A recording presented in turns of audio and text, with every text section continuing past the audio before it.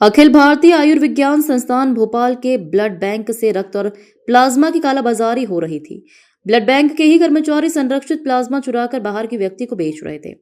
CCTV footage की पड़ताल के बाद एम्स प्रबंधन ने ब्लड बैंक के एक आउटसोर्स कर्मचारी को पकड़ा है। उसके खिलाफ बागसेवनिया थाने में मामला दर्ज कराया गया है। एम्स के ब्लड बैंक से कितना खून और प्लाज्मा चोरी हुआ है उसका ब्यूरो सामने नहीं आया है। एम्स प्रबंधन दस्तावेजों से मिलान कर इसका पूरा ब्यूरो जल्द ही पुलिस को उपलब्ध कराएगा। पुलिस फिलहाल आरोपियों की तलाश में जुट गई है। आउटसोर्स कंपनी से भी कर्मचारी का ब्यूरो मांगा गया है। एम्स भोपाल का परिसर अत्यधिक सुरक्षित माना जाता है। यहाँ की ओपीडी, आंतरिक रोग विभाग और डायग्नोस्टिक प्रयोगशालाओं में 2 स्तरीय सुरक्षा है।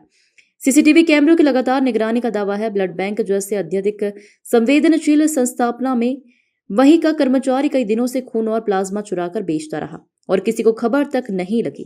जहां एक यूनिट खून की कमी किसी मरीज की जान ले सकता है, वहां इस तरह की चोरी केवल लापरवाही का नतीजा नहीं हो सकती।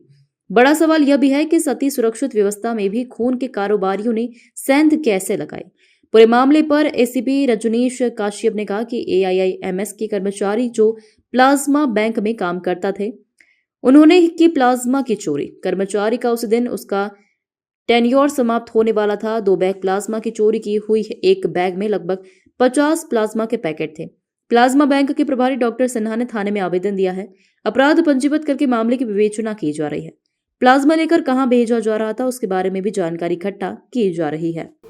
एक है जो एम्स अस्पताल है तो थाना बागसवनी अंतर्गत आता है।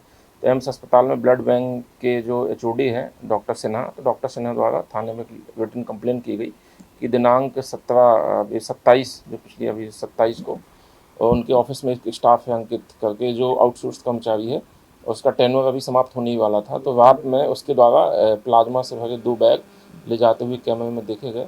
तो उस पर से उन लोगों ने अपनी इंटरनल इंक्वायरी की और थाने में आवेदन दिया कि उसके द्वारा अवैध रूप से ये गतिविधि की गई और बैग बाहर ले जाया गया। इस पर से अपराध पंजीबद्ध कर लिया गया है और विवेचना की जा रही है। सीसीटीवी फुटेज प्राप्त कर उस आरोपी को राउंड अप कर और भी देखा जाएगा कि वो ब्लड कहाँ जा रहे थे, किसको बेचे जा रहे थे, पूरी चैन क्या है। इस पर से काम करके और भी लोगों का आरोपी बनाया जाएगा। तस्करी का भी कुछ एंगल सामने आ रहा है। अभी प्राइमरी फेसी उनके द्वारा जो सीसीटीवी फुटेज है तो उनके उस संबंध में पिछले 1 महीने का जो भी उनका स्टोरेज है पूरे फुटेज मांगे गए कि पूर्व में भी इस तरीके की घटनाएं हुई हैं, पहले भी ऐसा किया जा चुका है और उससे राउंड अप करके आरोपी को पूछा जाएगा कि क्या है और उनके बैंक अकाउंट और जो भी डिटेल है सीडिया वगैरह टेक्निकल एनालिसिस सब करके और जानकारी एकत्रित की जाएगी। उसमें जो है तो उनके द्वारा 2 बैग बताए गए। एक बैग में 50 प्लाज्मा के पैकेट आते हैं छोटे वाले, तो लगभग 140 से 50 आते हैं, तो लगभग वही 90 से 100 तक उनके द्वारा बताया गया।